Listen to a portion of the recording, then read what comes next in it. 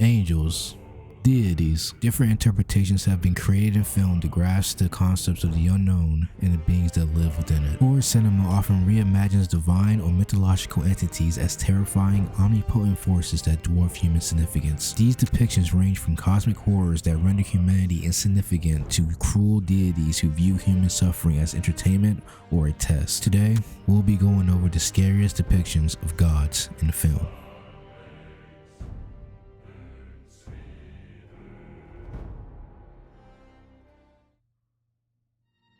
Sutter Kane, In the Mouth of Madness. The 1994 horror film In the Mouth of Madness, directed by John Carpenter, follows Kane, a massively popular horror writer whose stories, written in the style of H.P. Lovecraft, allegedly have the power to reshape reality. In the beginning of the movie, John Trent is delivered by ambulance to an insane asylum. He is confined to a padded room where he experiences disturbing hallucinations. He begins telling his story to a doctor. The plot follows insurance investigator John Trent, who is tasked with finding Kane after his disappearance. It is revealed that Kane's fiction is not merely descriptive but causative. Kane explains that the sheer number of readers who believe in his work has made his stories real, dissolving the boundary between fiction and reality and enabling the return of the old ones. By the film's conclusion, Kane ascends to godlike status, having written himself into a position of omnipotence, where his imagination dictates existence, effectively trapping the protagonist within his narrative. Kane even explains at one point that the only reason that John himself exists is because he wrote him into existence. Being able to reshape reality and literally being able to write on the fabric of existence definitely makes Sutter Kane a force to be reckoned with, who is more than ever deserving of a godlike reputation. The Leviathan, Hellraiser franchise.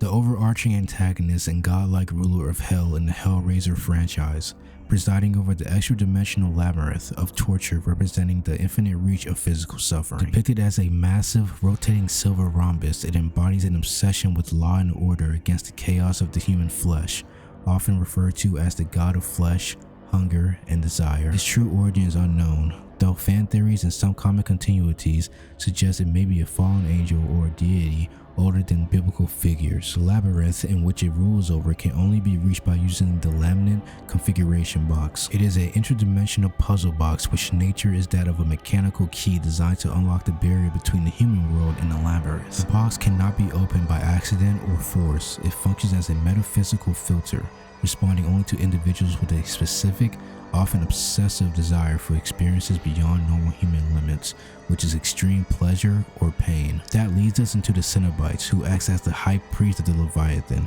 and who could have a category all on their own. Originally humans who saw experiences beyond the limits of ordinary sensation, they have been ritually mutilated and transformed into sexless, immortal entities dedicated to exploring the furthest regions of experience where pain and pleasure are indivisible. Their bodies are flayed, pierced, and altered, and their minds are wiped of their past lives to serve the Leviathan eternally. They operate on a rigid code of divine law and order. They do not view their actions as evil, rather, they believe they are delivering a gift of ultimate sensation to those who summon them. Even though they are bound to the rules of their code and the laminate configuration, you wouldn't want to be caught in the labyrinth or at the mercy of the Cenobites. There's no begging, there's no pleading, no mercy. They merely see the torture they inflict upon you as a gift and sending you on the true path to eternal pleasure.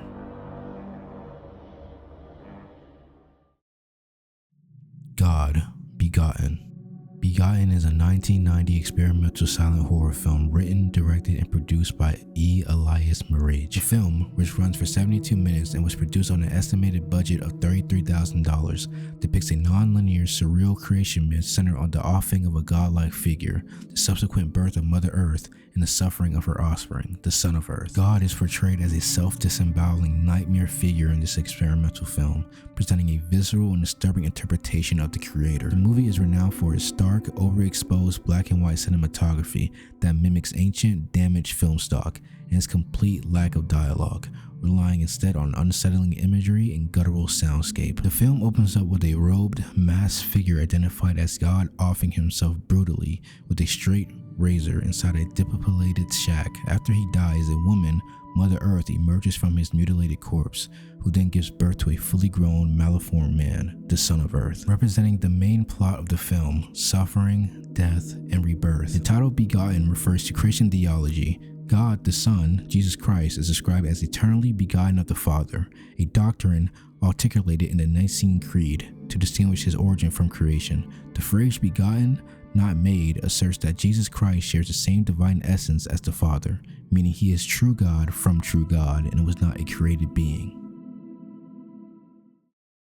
The Old Gods, Cabin in the Woods. In the 2012 film The Cabin in the Woods, the Old Gods, also known as the Ancient Ones, are colossal, malevolent deities who ruled the earth long before humanity. They lie dormant beneath the planet's surface, kept asleep by a global network of secret facilities that perform annual ritual sacrifices of specific human archetypes. Their slumber sustained solely by the infusion of blood obtained through these meticulous, orchestrated sequence of ritual sacrifices. The ritual requires 5 young people to be sacrificed in a culturally appropriate manner, typically following a horror movie trope structure. The whore, who must die first, representing moral corruption. The athlete represents brute force and physical prowess. The scholar embodies intellect and curiosity. The fool represents recklessness and irrationality. And the virgin, her death is optional. She must suffer but can survive, representing innocence. The organization that runs these facilities was formed as a response to the pressing need for a well-coordinated endeavor that would guarantee the successful execution of a sacred ritual to appease the Ancient Ones. To accomplish this monumental task, numerous facilities were established across the globe, strategically positioned to carry out simultaneous attempts. Every horrifying and savage creature that haunts our nightmares is a physical embodiment of the Ancient Ones' twisted cravings for retribution against the younger generation of humans. This elaborate performance is designed to entertain the Ancient Ones, who have grown bored with simple sacrifices and now demand complex, violent narratives. If all global rituals fail simultaneously, the Ancient Ones awaken, as seen in the film's climax. What's cool about this film is that they made it in a way where every single horror film you've ever watched can be linked to it. Jason Voorhees, Freddy Krueger, the Cenobites from the Hellraiser franchise we just spoke about, we even see one of them in this film. All the suffering that all the creatures caused in their respective movies or universes can be pointed at the Ancient Ones.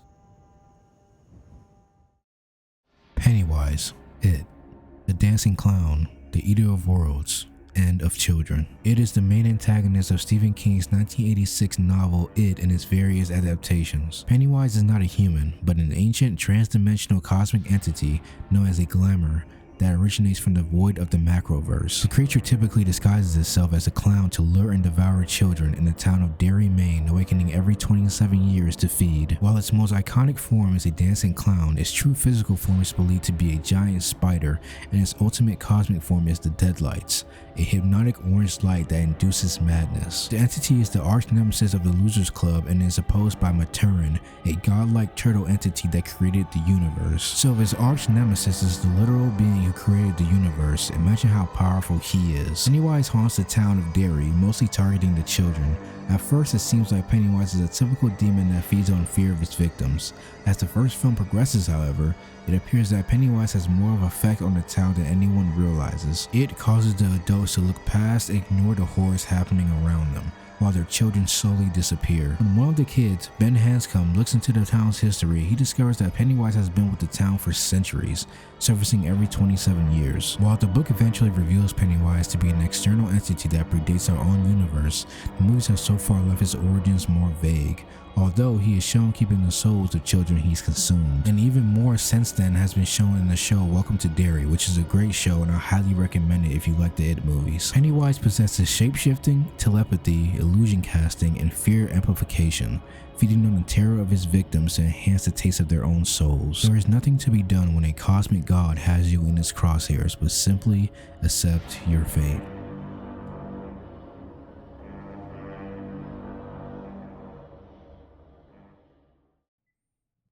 Damballa, Child's Play franchise. The heart of Damballa somehow came into the possession of the serial killer Charles Lee Ray. In 1988, he is fatally shot by the police. To escape death, he uses the power of the amulet to transfer his soul into the body of a good guy doll. However, the spell is flawed. Chucky's becoming human, and if he stays in the doll too long, he will be stuck permanently. He can only transfer his soul into the first person he revealed himself to. Damballa is a powerful Loa, which is a spirit from Haitian voodoo mythology, portrayed in the Child's Play franchise as the Sky Father and creator of all life. In the fictional universe, Damballa manifests as dark storm clouds and lightning, providing Chucky with superhuman strength and the power to transfer his soul between bodies, a process facilitated by the Heart of Damballa amulet and the incantation Ade du Damballa. While Damballa is a real deity in voodoo tradition, often depicted as a white serpent associated with wisdom, creation, and peace, Chucky's worship of him is depicted as satirical and evil. In the Chucky TV series, Damballa acts as a judge in the spirit realm, having abandoned Chucky due to his involvement with Christian magic, specifically a botched exorcism, which caused Chucky's doll body to age rapidly and eventually led to his death. Any god willing to grant a person like Charles Lee Ray these supernatural abilities is definitely one to fear, showcasing that when the power of a god is granted to the wrong person, chaos ensues.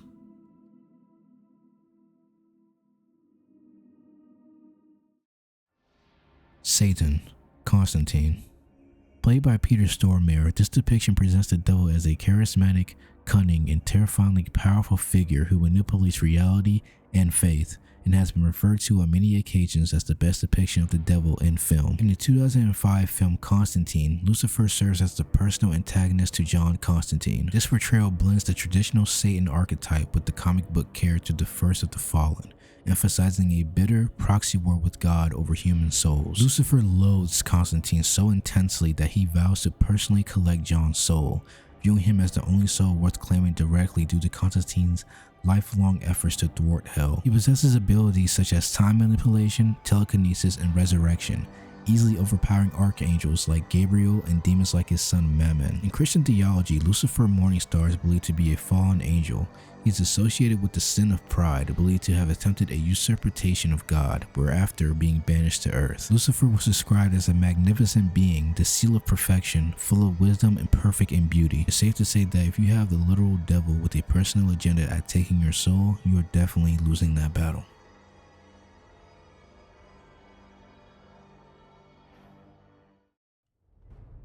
Cthulhu.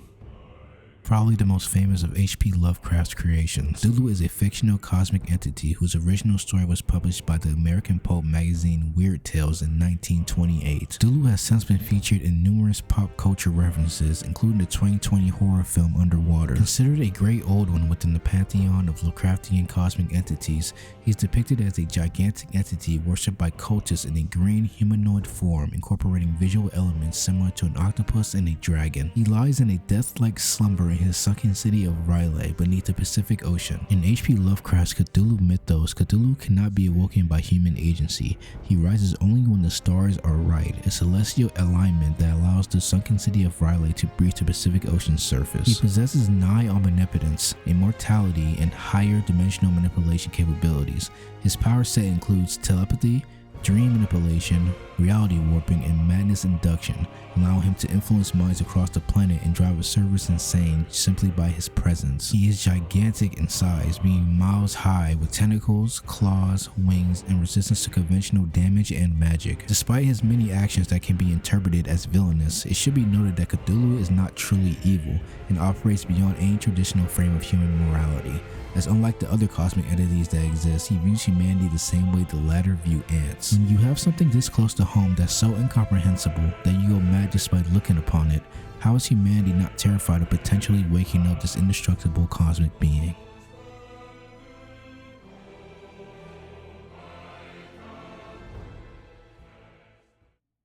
Well, there you have it. scariest depiction of all these powerful deities in film. Hope you didn't shit your pants while watching those. I watched all the movies that I've discussed here and I recommend them all. It's always interesting to see different people's understandings of these unfathomably powerful beings. Next week I'm doing a video on Evil Dead Burn, so subscribe if you want to see that in the future. I upload videos every Friday for your viewing pleasure. Also, if you have a movie recommendation you'd like me to watch and possibly make a video on, comment down below and I'll even feature your comment in my video giving you credit for it. But yeah, I hope you guys enjoy your weekend and I'll see you on the next video.